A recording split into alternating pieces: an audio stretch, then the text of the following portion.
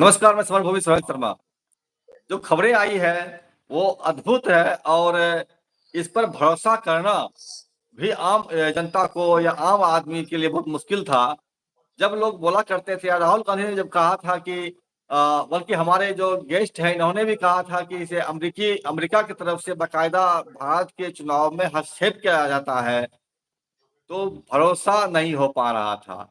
लेकिन अब जब ट्रंप 2 की सरकार आई है तो इसके जो नंबर 2 हैं, एलन मस्क, जिनके सहारे बहुत बड़ा ट्रंप के साथ में गठबंधन है, उन्होंने जिस चीज़ का खुलासा किया है, वो अपने आप में अद्भुत है और अजीब है। उन्होंने साफ-साफ कहा है कि भारत के चुनाव में जो 180 करोड़ या समथिंग रुपया दिया 88 करोड़ का रुपया दिया गया है, वो कटौती कर रही है गवर्नमेंट, अमेरिकी गवर्नमेंट। तर्क ये दिया है कि हमारे जो बजट है, वो बजट हमारा कमज़ोर होता है, हम अनावश्यक खर्च नहीं करेंगे।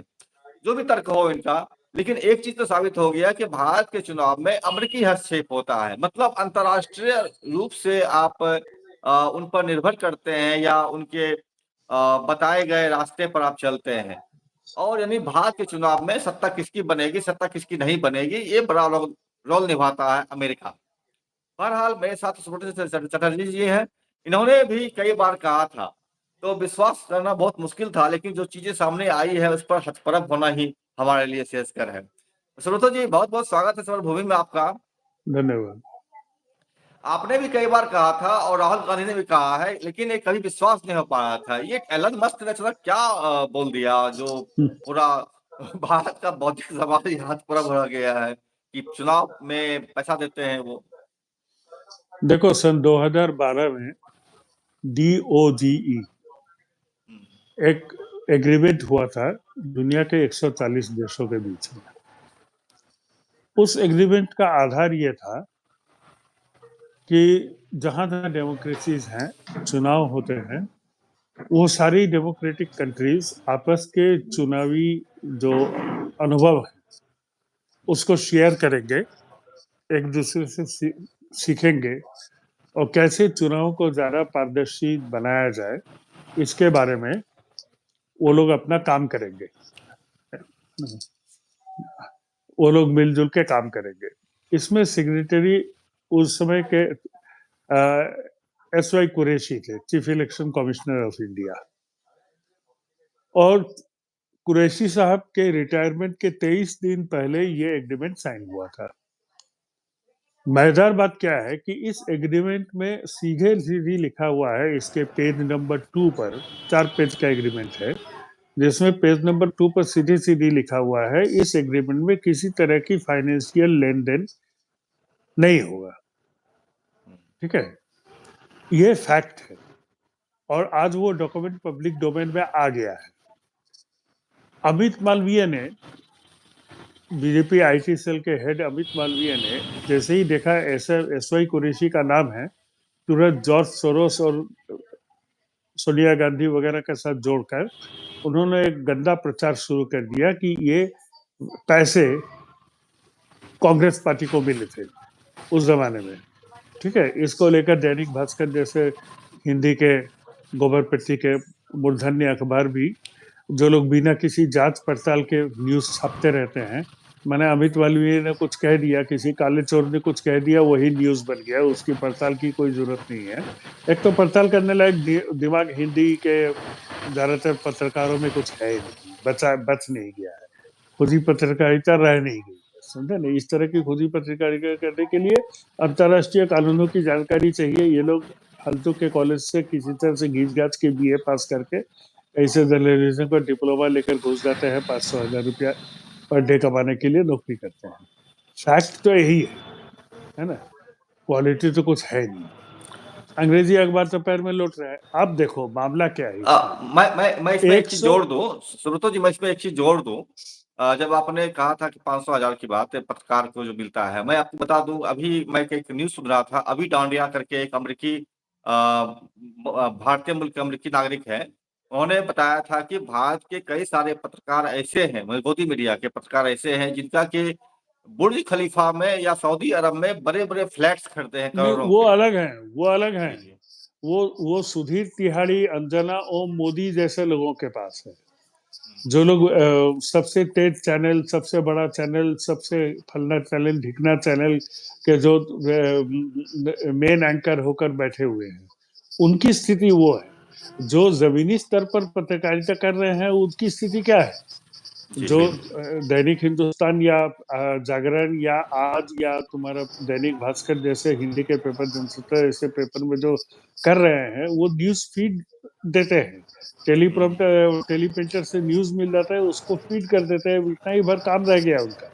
उसको पड़ताल करने के लिए जो आर्थिक सहयोग है, वो बड़े बड़े अखबार नहीं कर रहे हैं। तो एक पत्रकार बेचारा कहाँ से जाएगा अपने पैसे खर्च करके उसको इन डेप्थ रिपोर्टिंग करने के लिए? खुद ही पत्रकारिता में खर्चे भी तो शामिल होते हैं। आपकी बिल्कुल। क्षमता भी अगर होगी, तो आपकी क्षमता का अगर उपयोग नहीं करेगा अखबार, तो आप क्या कर लेंगे? हम्म, और आपकी क्षमता का उपयोग करने के लिए आपको पैसे देने पड़ेंगे। वो पैसे वो दे क्यों? अभी तो हालत ये है कि जो प्रकाशक है वही संपादक है। जी अभी सारे अखबारों को आप उठाकर देख लीजिए, जो प्रकाशक है वही संपादक है। हिंदुस्तान के जी हम संपादक विषय कौन है? हम लोग विषय पा रहे हैं। हम लोग विषय पर आए। हाँ जो इसमें कहा जा रहा है कि 182 crore rupees, that is 21 billion US dollar, hmm, इतना पैसा आता था इंडिया में। तो वो पैसा कब आया? 2014 के बाद, जब हम्म, मोदी जी सत्ता में आए। उस पैसे का उपयोग किसने किया? जाहिर है कि भाजपा ने किया, बीजेपी। अगर बीजेपी ने किया। क्योंकि 2012 में जो एग्रीमेंट था, उसके तहत तो पैसे की बात नहीं हुई। वो एग्रीमेंट तो पब्लिक डोमेन में है। तो उसके बाद एक सपोर्टिंग या सेकेंडरी एग्रीमेंट कहीं बना है, जिसके तहत पैसा आया है। इसकी जांच कौन करेगा? इसकी जांच होनी चाहिए।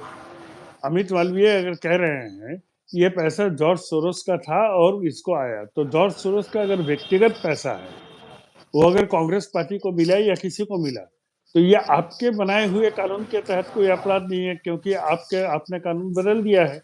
फॉरेन फंडिंग लीगल है। फॉरेन फंडिंग, जिसको इलेक्टोरल बॉन्ड कहते हैं, इलेक्टोरल बॉन्ड जब मोदी सरकार ने जारी किया था, तो उसमें फॉरेन एंटिटी भी पैसे इलेक्टोरल बॉन्ड ले सकती थी। तो उसको तो आपने खुद लीगल बनाया है। तो जब आपने लीगल बना दिया है, तो अगर मान लो जॉर्ज सोरोस ने इलेक्टोरल बॉन्ड के थ्रू से कांग्रेस पार्टी को 182 करोड़ रुपया दिया, अब तो ऐसा कुछ हुआ नहीं, अगर दिया भी, तो ये आपके कानून के मुताबिक गैर कानूनी कहाँ है? कैसे है? बिल्कुल। आप ही बता दीजिए। आप ही ने कानून बदला था ना, पहली बात ये। दूसरी बात ये चीज एस्टेब्लिश नहीं है कि उसमें इलेक्टोरल बॉन्ड खरीद के कांग्रेस को पैसे गए थे। अगर होता, तो इलेक्टोरल बॉन्ड का तो पूरा कच्चा चित्र सुप्रीम कोर्ट में पड़ा हुआ है। इन लोगों ने लिया, कंपनी या व्यक्ति ने, इंडिविजुअल ने। तो इसलिए वो सब पॉसिबल नहीं है। ये एक कैनार्ड है, CANARD। कैनार्ड मतलब ब्लैटेंट लाई, सफेद झूठ, जिसको लेकर ये लोग चल रहे हैं। मान लेते हैं 2 मिनट के लिए 182 करोड़ रुपीस आया, तो हिंदुस्तान के इलेक्शन प्रोसेस को प्रभावित करने के लिए अगर आया होगा, तो हो सकता है उस पैसे से भाजपा ने इजराइल से कोई सॉफ्टवेयर खरीदा हो, जिससे कि होता है इलेक्शन प्रोसेस को पूरा रीक कर दिया जाए, ईवीएम मशीन में कारगुजारी की जाए। इस पैसे का उपयोग उस सॉफ्टवेयर को खरीदने के लिए किया गया।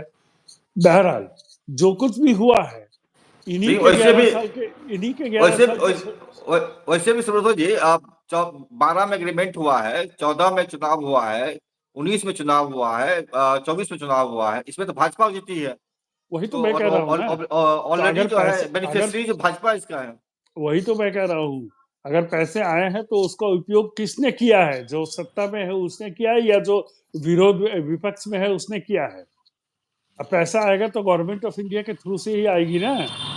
तो सरकार तो आपकी है, तो आप ही जांच करवा लो हुजूर, जी और पब्लिक के सामने कच्चा चिट्ठा रख दो।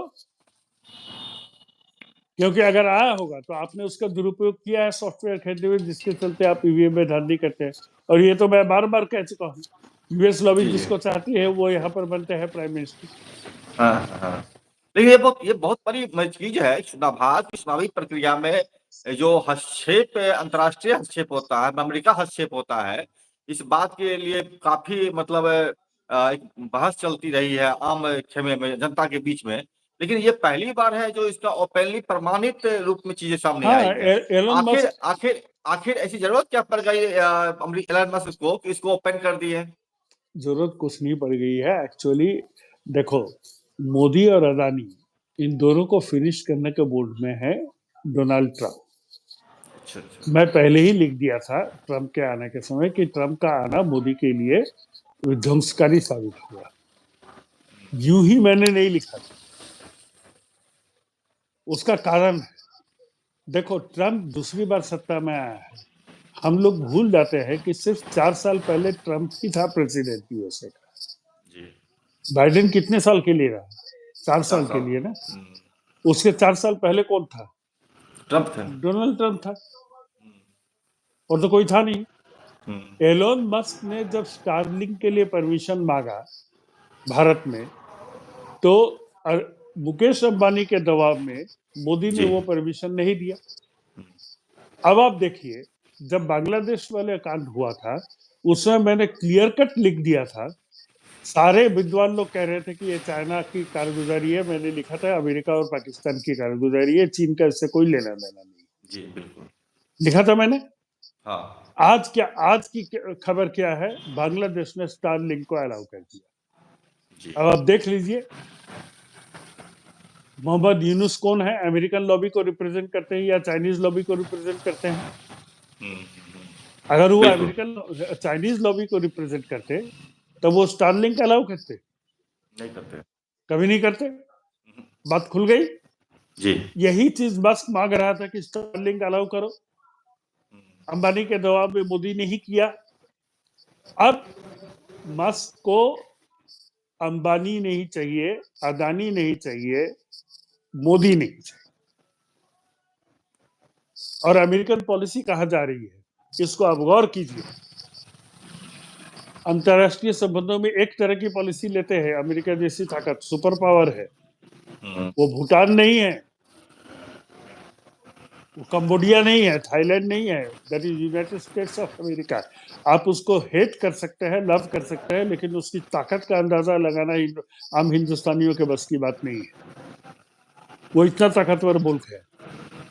उसका जेडी ओवेंस, जो वाइस प्रेसिडेंट ऑफ अमेरिका है, यूएसए है, वो खुलकर बोल रहा है कि जर्मनी के इलेक्शन में जो फार राइट है आईएफबी, उनको आना चाहिए। इसको लेकर जी। यूरोपियन यूनियन, फ्रांस और इंग्लैंड में तीखी प्रतिक्रिया हुई है, जर्मनी में तीखी प्रतिक्रिया हुई है। एक तरफ वो फार राइट की बात कर रहे हैं। क्यों? इसलिए कि जर्मनी में और यूरोपियन यूनियन में जिस समय ट्रंप आया, उसमें मैंने एक आर्टिकल डाला था, उसमें मैंने लिखा था कि अब यूरोप और अमेरिका की दूरी बढ़ जाएगी। बढ़नी ही है, क्योंकि जब आप मेक अमेरिका फर्स्ट अगेन कर रहे हैं, तो जाहिर सी बात है कि आप अंतरराष्ट्रीय संबंधों को पुनर्वासित करने की कोशिश में हैं। जर्मनी भी अपने बोल रहा पक्ष है कि में जर्मनी फर्स्ट। जर्मनी फर्स्ट का जर्मनी स्लोगन जर्मनी बोल रहा है जर्मनी फर्स्ट, इंग्लैंड बोलेगा इंग्लैंड फर्स्ट, FIB बिल्कुल फ्रांस बिल्कुल। बोलेगा फ्रांस फर्स्ट। लेकिन एक बुनियादी फर्क यह है, मेक अमेरिका ग्रेट अगेन में एक फांसीवाद, नाजीवाद की बू आती है, लेकिन मेक जर्मनी फर्स्ट अगेन में वो नाजीवाद की बू नहीं आती है। इसलिए कि जर्मन चांसलर का जो वक्तव्य अभी आया है, वो वक्तव्य ये है कि हम किसी भी हालत में उस फासिज्म को और नाजीवाद को भारत में, जर्मनी में फिर से पुनर्स्थापित करने नहीं देंगे, और ये आना नहीं चाहिए फार राइट। यानी उसने कह दिया कि मस्क और सीधे कहा फ्रांस के प्रेसिडेंट ने कि आपका क्या हक होता है कि आप किसी देश की अंदरूनी राजनीति में इंटरफेयर करें। लेकिन भारत की स्थिति यह है, मैंने आपको कह दिया था जो पहले वाले पॉडकास्ट में, कि भारत ने अपनी संप्रभुता गिरवी रखी है। जी। मोदी ने भारत की संप्रभुता को गिरवी रखी है। यह स्टेटमेंट छोटा मोटा स्टेटमेंट नहीं है, इसके बहुत बड़ा फार स्टेटमेंट है बहुत बिल्कुल। बड़ा स्टेटमेंट है, और इसके पीछे फार रीचिंग कॉन्सिक्वेंसेस हैं अपनी जान बचाने के लिए। क्योंकि मोदी पर भी एफआईआर है। मोदी को प्रधानमंत्री पद से हटने के बाद क्या समझते हैं कि अमेरिकन कोर्ट जो है ना, उसको कमर में हथकड़ी लगा के कमर में रस्सी लगा के खींच के ले जाएगा? वो छोड़ेगा क्या? और आप करेंगे क्या? सुब्रतो जी, तो एक चीज बताइए कि जिस तरह से चीजें संदिग्ध होती जा रही है और अमेरिकी हस्तक्षेप भी सामने आया है, मोदी के खिलाफ एफआईआर भी है, ट्रंप ने किया है, ट्रंप के शासनकाल में जो कुछ चल रहा है, और डोभाल, अमित शाह, अडवाणी, ये सब फंसा हुआ है। फिर आपको इस तरह से खुलासे लगातार हो रहे हैं, भारतीय को पकड़ पकड़ करके जंजीरों में बांध करके भारत में डिपोर्ट किया जा रहा है। तो इससे क्या लगता है कि मोदी सरकार कितना समय तक भारत में टिक पाएगी, या मुझे फिर नहीं इसका लगता 6 महीने से ज्यादा टिकेगी। देखो, ऐसा है कि अमेरिका को प्लेकेट करने के लिए आप देखे होंगे कि मोदी सरकार जब से आई उसने इजराइल परस्त नीति अपनाई। जी इजराइल परस्त नीति अपनाने के पीछे अमेरिका को खुश करने की, अमेरिका के चाटुकारिता करने का भी एक उद्देश्य था। लेकिन जी बाइडेन के शासनकाल और ट्रंप के शासनकाल में एक बुनियादी फर्क ये है कि बाइडेन जिस तरह से खुलकर नेतन्याहू का सपोर्ट करता था, उसके सपोर्ट में उतर जाता था, ट्रंप अब उस लड़ाई से, उस वार एरिना से अमेरिका को बाहर खींचने की जुगत में है। हाँ, ट्रंप का रिकॉर्ड आज भी रहा है कि युद्ध से पीछे हटता रहा है हमेशा वो। ट्रंप युद्ध में नहीं जाता है, ट्रंप ट्रेड वार में जा सकता है, लेकिन फिजिकल वार में ट्रंप बिलीव नहीं करता है, बिल्कुल। वो उसमें नहीं जाएगा। हम्म, नतीजा क्या होगा कि अब आप इजराइल का चमचागिरी करके भी ट्रंप को खुश नहीं कर सकते, वो रास्ते भी आपके बंद होंगे। बंद हो गए, अब बिल्कुल। आपके पास बचा क्या है? आप मस्क को आपने स्टारलिंक मना कर दिया है। अगर स्टारलिंक देते हैं तो अंबानी आपको गद्दी से उतार देगा, नहीं देते हैं तो मस्क आपको उतार देगा। मौत तो दोनों तरफ है, आगे कुआं पीछे खाई वाली स्थिति हो गई है। हम्म। जी, मोदी की बहुत बहुत स्थिति है शुक्रिया। आगे। सुब्रतो जी, आपने बहुत जानकारी दे रहा था, इस वक्त का अभाव है, हम बहुत चीज जानना चाहते थे आपसे, लेकिन फिर फिर हम नहीं, इस पर ठीक है, बात करेंगे। कभी बाद तो में बात कर ये लेंगे। चीज, हाँ, ये सबसे चीजें चल सबसे रही है, बड़ी बात है कि 182 करोड़ रुपया अगर आया तो आप 11 साल से शासन में बैठ के आपने कौन सी जांच करवाई? अब जी बिना बिल्कुल। आपकी जानकारी के वो कैसे आया? और अगर जी आपकी जानकारी में थी तो आपने देश को आज तक क्यों नहीं बताया? अंधेरे में क्यों रखा, बिल्कुल। अंदर में क्यों और रखा? तीनों सवाल के जवाब में कल्प्रिट, दोषी, अपराधी आप ही साबित होते हैं, दूसरा कोई। जी बिल्कुल, बहुत बहुत शुक्रिया सुब्रतो जी, आपने जानकारी दिया। हम फिर बात करेंगे इस संदर्भ में। बहरहाल हम विदा लेते हैं आपसे भी और अपने दर्शकों से भी, और कहते हुए कि आप हमारे चैनल को लाइक कीजिए, सब्सक्राइब कीजिए, शेयर कीजिए, और हो सके तो आर्थिक मदद देने का भी प्रयास कीजिए। नमस्कार। नमस्कार, नमस्कार।